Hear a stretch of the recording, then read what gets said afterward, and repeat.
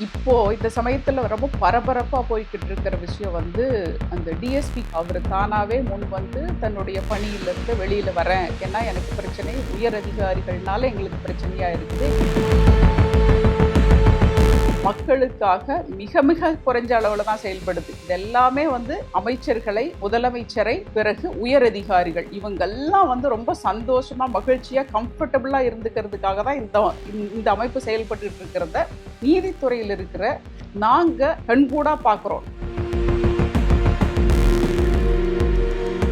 இது என்ன பண்றதுன்னா, எவன் வளர்ந்தானோ, நீங்கெல்லாம் வளர்ந்துட்டீங்க, மந்திரி வளர்ந்துட்டீங்க, அமைச்சர் வளர்ந்துட்டீங்க, பிரதமர் வளர்ந்துட்டீங்க, உங்களுக்கு என்ன பயங்கரமான பங்களா இருக்குது, நீங்க போய் வர்றதுக்கான ஏரோப்ளேன் தனியா வந்து நின்றுட்டு இருக்குது. ஆனா எங்களுக்கு அப்படி கிடையாது. நீங்க ஒரு நாள் கூட எங்க வாழ்க்கையை வந்து வாழ்ந்து பார்க்க போறது கிடையாது.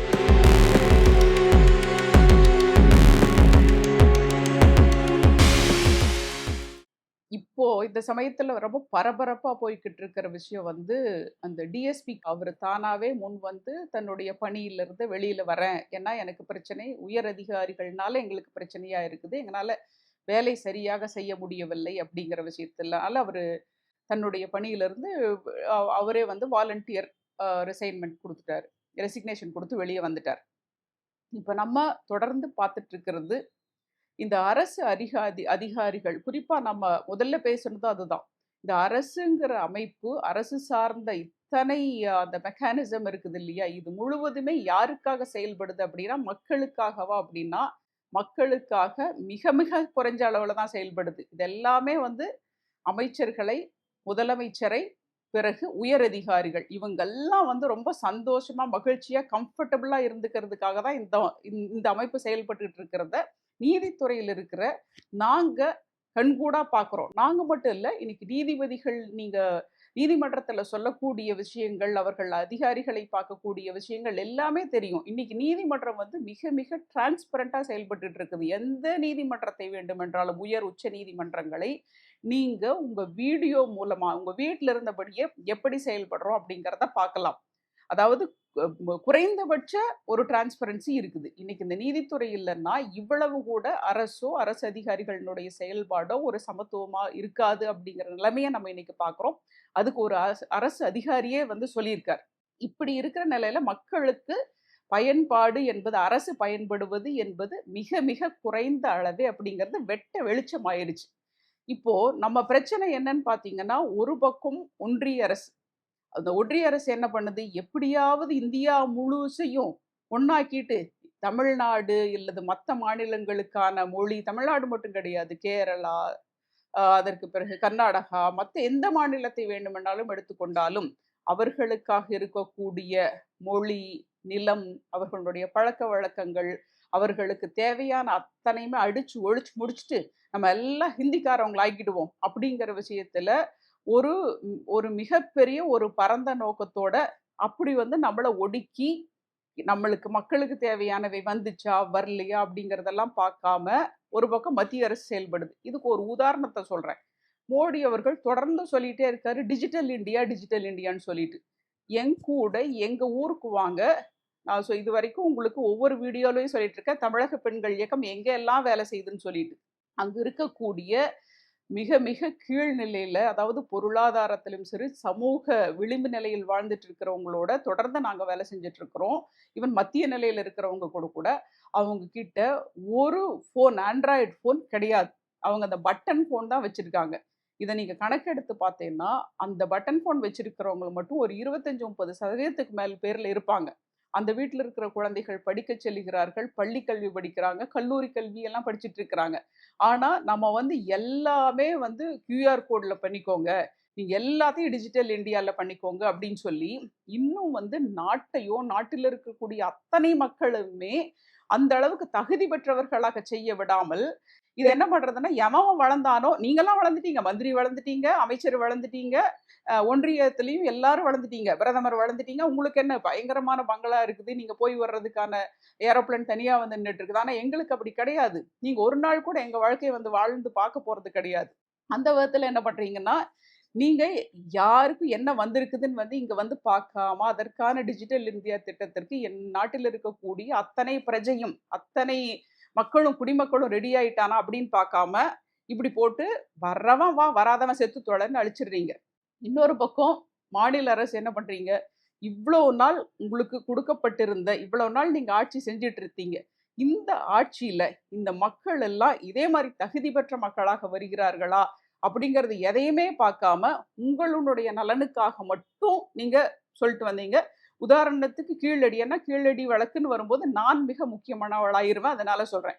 கீழடி வழக்குக்கு இன்னைக்கு அமர்நாத் அவர்களுடைய அறிக்கையை மத்திய அரசு ஏற்றுக்கொள்ளவில்லை. அது தவறு. அது தவறு தான். மத்திய அரசு ஏற்றுக்கொள்ளாது. ஏன் மத்திய அரசு ஏற்றுக்கொள்ளாதுங்கிறது நம்ம எல்லாத்துக்குமே தெரிஞ்ச விஷயம் தான். அதாவது கீழடிங்கிறதுல 2 விஷயம் இருக்கு.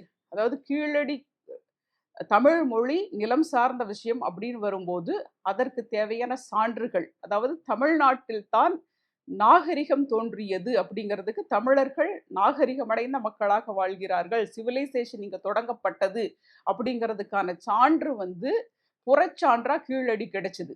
இதுக்கு முன்னாடி நம்மகிட்ட அகச்சான்றுகள் ஏராளம் இருந்துச்சு.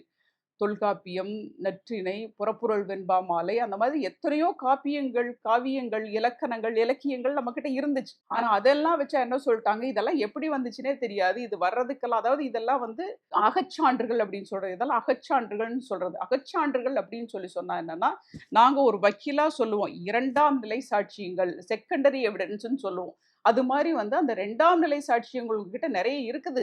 ஆனா, முதல் நிலை சாட்சியம் எதுவுமே இல்ல. அதாவது இந்த கண்ணால பார்த்த மாரி. உடனே இது நடந்ததையெல்லாம் நான் ஒரு கொலை நடந்துச்சு, கண்ணா பார்த்தேன். திருடிட்டு போறாங்க. அத நான் கண்ணால பார்த்தேன். இங்க இது நடந்திருக்குதுங்கிறதுக்கு இன்னும் மிக முக்கியமான சான்று அப்படிங்கிறது தான் வந்து புறச்சான்று. அந்த புறச்சான்றுங்கிறது கீழடியில மிகவும் ஈவன் அரிக்கமேடு, ஆதிச்சநல்லூர் எல்லா இடத்திலயும் கிடைத்திருந்தாலும் கூட, கீழடியில இன்னும் வெளிப்படையாவும், தெள்ளத் தெளிவாவும் மிகவும் முழுவதுமாக கிடைக்கப்பட்டது. அதோட சேர்த்து அந்த அதாவது அத வைகை நதியினுடைய தொடர்ச்சியாக இருக்கும் அது. ஏன்னா, அதற்கப்புறம் பார்த்தீங்கன்னா, கீழடியிலிருந்து ராமேஸ்வரத்துக்கு முன்னாடி அளக்கன்குளம் பகுதியில தான் அது. ஆற்றுல கலக்கக்கூடிய இடமாக அது இருக்கும்.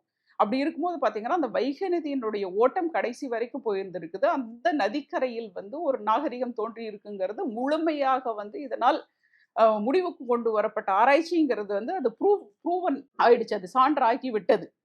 அந்த நேரத்துல இப்ப இதை வந்து மத்திய அரசு ஏற்றுக்கொள்ளாததும், மாநில அரசும் இந்த பக்கம் எதை பத்தியுமே பிரங்கை இல்லை. நாங்க வந்து ஓட்டுக்கு எங்களுக்கு ஓட்டு போடணும். நாங்க ஆட்சிக்கு வந்துட்டதுக்கு அப்புறம் நாங்க எல்லாத்தையும் மறந்துருவோம். இந்த நிலை வந்து நம்ம நீடிச்சுக்கிட்டே இருக்கு. இந்த நிலைமையில் சிறு சில அரசியல்வாதிகளை தவிர, அரசியல்வாதிகள் கையில் தான் சாராய தொழிற்சாலை அத்தனையும் இருக்குது. கல்வி நிறுவனங்கள் அத்தனையும் இருக்குது. கல்வி நிறுவனங்களை பணம் செய்யக்கூடிய இடமாக நம் 60 ஆண்டுகால ஆட்சி, திராவிட ஆட்சி மாற்றியிருக்கிறது. மத்திய அரசு என்பது ஒரு பக்கம் நம்ம ஒன்றிய அரசு என்பது நம்மை ஒரு பக்கம் போட்டு மொழி, இனம், கொள்கை, என்னுடைய சுய தன்மானம் இதையெல்லாம் அழித்துக் கொண்டிருக்கிறது. இதுக்கு 2க்கு இடையில மக்கள். சில அரசியல்வாதிகளை தவிர மத்தவங்க எல்லாரும் தங்களுடைய பணத்தை வைத்துக்கொண்டு கார்ப்பரேட் அரசியலுக்கு வந்துட்டாங்க. இந்த நேரத்துல நான் விஜய பத்தி பேசாம இருக்கக்கூடாது. ஏன்னா, புது அரசியல்வாதி கிட்டத்தட்ட எங்களோட சேர்ந்த சமநிலையில் வரக்கூடிய அரசியல்வாதி. அவர் இப்போ வந்து போராட்டம் செஞ்சாரு. இந்த லாக்அப் டெத் இதுவரைக்கும் இவ்வளவு நாள் நடந்ததுக்கான ஒரு போராட்டத்த சிவானந்தா சாலையில செஞ்சார். திடீர்னு அப்பப்போ வர்றாரு, போராட்டம் செய்றாரு, போயிர்றாரு. இத நாங்க திரும்பி திரும்பி விஜய்க்கு கேட்டுக்கிட்டு தான் இருக்கிறோம். ஏன் அவர்னால் எந்த ஒரு மாவட்டத்திலேயோ, இல்லை ஒரு குறிப்பிட்ட பகுதியில் இருக்கக்கூடிய தொகுதி மக்களை தொடர்ந்து அவர்னால சந்திக்க முடியாதா? ஒண்ணும் வேண்டாங்க, இங்க வாங்க பாரிஸ் கார்னருக்கு வாங்க. எங்களோட ஆஃபீஸ்க்கு பின்னாடி போய் பாருங்க. உங்க கொடி நட்டுருக்குறாங்க. அப்படியே பாவம் குடிசையில நின்னுட்டு வெளியில டாய்லெட் போயிட்டு இருக்காங்க. அவங்களுக்கு டாய்லெட் கூட இடம் கிடையாது. அவங்களோட வந்து நீங்க பேசுங்களேன். நீங்க ஒண்ணும் பெரிய மாற்றத்தெல்லாம் நீங்க இங்கெல்லாம் வந்து பேசாம கொண்டு வர முடியாது. இந்த பாரிஸ் பகுதியில இருக்கக்கூடிய மக்களோட வந்து பேசி, விளிம்பு நிலையில இருக்கிறோட மக்களோட வந்து பேசி, பழகி, அவங்களோட வாழ்க்கை முறைய நீங்க 1 வருஷத்துல மாத்திருங்களேன். அப்ப நீங்க பெரிய அரசியல்வாதிய நீங்க விரும்பலைன்னாலும் உங்கள மக்கள் தேர்ந்தெடுப்பாங்க. உங்கனால வர முடியுமா அங்க விஜய்? அதனால இந்த கேள்விக்கெல்லாம் பதில் சொல்லாம, நீங்க அரசியல் பண்றேன் அப்படின்னு வந்து அப்பப்ப போராட்டத்துல எந்த விஷயத்தையும் சரியா பேசாம போயிறது, பிரஸ்ஸ பார்க்காம போயிறது, நாங்க உங்கள பார்க்கணும்னு கேட்கிற எங்களையும் யார் மூலமா தொடர்பு கொண்டு பார்க்கணும்னு தெரியாம போறதுல, நீங்க ஒரு பொய்யான அரசியல்வாதிங்கிறது வந்து உலகத்துக்கு தெரிய வருது. மக்கள் நம்ம இப்ப பேசுற விஷயம் என்னன்னா, ஒரு பக்கம் ஒன்றிய அரசு, ஒரு பக்கம் மாநில அரசு, இன்னொரு பக்கம் புதிய அரசியல்வாதிகள். மக்களாகிய நம்ம இதுக்குள்ள சிக்கிக்க கூடாது. குறிப்பா பெண்கள் தான் அடுத்த நம்பிக்கை. இளம் வயது பெண்கள். 15 வயசுக்கு மேல வந்துட்டு இருக்கிற பெண்கள், 40, 45, 50 வயசு வரைக்கும் தாண்டிட்டு இருக்கிற பெண்கள் மிக மிக முக்கியமானது. இவங்களோட இளைஞர்களும் கைகோருங்கள். நம்ம தான் நம்பிக்கை. இன்னைக்கு நீங்க வந்து விழிப்புணர்வோட இருக்கீங்கன்னு எங்களுக்கு தெரியுது. ஆனா தயவு செஞ்சு இந்த மாதிரியான பொய்யான அரசியலுக்குள்ள போய் மாட்டிக்காதீங்க. இப்ப கூட அந்த ஆபீசர் சொன்னாரு இல்லையா? அவங்க நிலைமைலாம் இப்ப கூட நாங்க கோர்ட்ல பார்ப்போம். எல்லாத்தையும் பார்க்குறோம். வெளிநாட்டுல இருக்கிற யாரும் ஐயான்னு கும்பிடு போட்டுட்டு கிடைக்கிறது. வந்துன்னா ஐயான்னு எந்திரிச்சு கிடைக்கிறது இல்ல. எஸ் சார் அப்படிதான் கேட்கறாங்களே தவிர, நம்மளோட இன்னும் அந்த பழக்கவழக்கம் எப்படி இருக்குதுன்னா, ஐயா சொல்லுங்கய்யா, கும்பிட்டேங்கய்யா, வந்துட்டீங்களான்னு சொல்லிட்டு, தயவு செஞ்சு இந்த பழக்கத்த மக்கள் நம்ம மாத்தணும். இளைய சமுதாயம் நல்லா மாறிக்கிட்டு வர்றாங்க. இவங்களுக்காக புதிய பாதையை காண்பிப்பதற்காக, தமிழக பெண்கள் இயக்கம் மிக முக்கியமான நடவடிக்கைகளை எடுத்துக்கொண்டிருக்கிறது. இப்ப நாங்க பேசுறதெல்லாம் வந்து இந்த மாதிரி பழைய மாதிரியான ஆட்சி இருக்கக்கூடாது. இன்னும் ஒரு 50 ஆண்டுகளில் மிக புதிய, சிறப்பான, உண்மையான, முன்னேற்றமான ஆட்சி வர வேண்டும் என்பதற்கு தான். அதனால இவைகளை எல்லாம் நம்ம அடுத்த அரசியலுக்கு செல்லும்போது, சீக்கிரம் தேர்தல் வரப்போகிறது. இந்த ஓட்டு போடுறது அப்படிங்கும்போது, நம்ம இதையெல்லாம் ரொம்ப கண்காணிச்சுக்கிட்டு மிக மிக முக்கியமான ஒரு மாற்று அரசியலை தேர்ந்தெடுக்க வேண்டும்.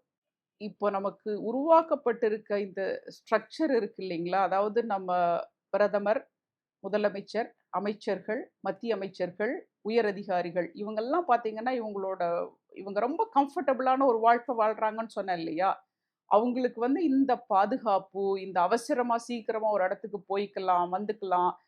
அவங்களுக்கு முன்னுரிமை குடுக்கப்படுறது, ஃப்ளைட் டிக்கெட் குடுக்கப்படுறது, அ இது ரயில்ல போயிருக்கிறதுக்கான அந்த டிக்கெட் குடுக்கப்படுறது, இதெல்லாம் எதுக்குன்னா, அவங்க மக்களை வசதியா வச்சுக்கணும் அப்படிங்கிறதுக்காக அவங்க விரைவா பயணம் செய்வாங்க, பாதுகாப்பா பயணம் செய்வாங்கங்கிறதுக்காக தான் அடிப்படையில் அப்படி ஒரு அமைப்பு உருவாக்கப்பட்டது. ஆனா இவங்கெல்லாம் இப்படியெல்லாம் பயணம் செஞ்சு, ஒரு 75 ஆண்டு ஒன்றிய அரசையும் பார்த்தாச்சு, மாநில அரசையும் பார்த்தாச்சு. இவங்க இப்படியெல்லாம் பயணம் செஞ்சு, நம்மெல்லாம் வந்து நல்லா இருக்கிற மாரி அவங்க வச்சுக்கல.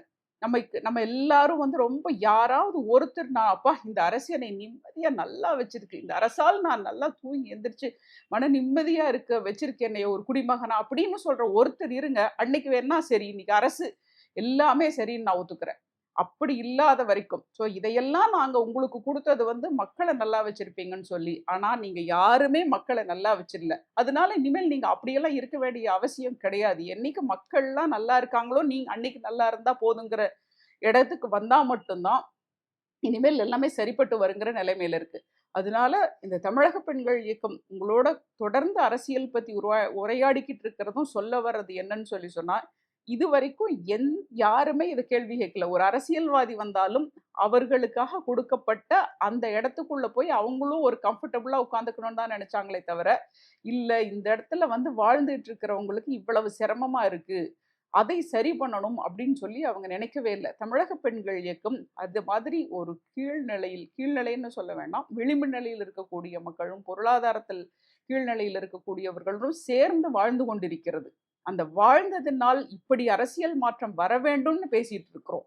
அதனால தமிழக பெண்கள் இயக்கத்துல சேர்ந்து பெண்களும், இளைஞர்களும் பயணித்தால், இன்னும் 5 ஆண்டில் நாம் மிகப்பெரிய அரசியல் மாற்றத்தை கொண்டு வரலாம். நன்றி, வணக்கம்.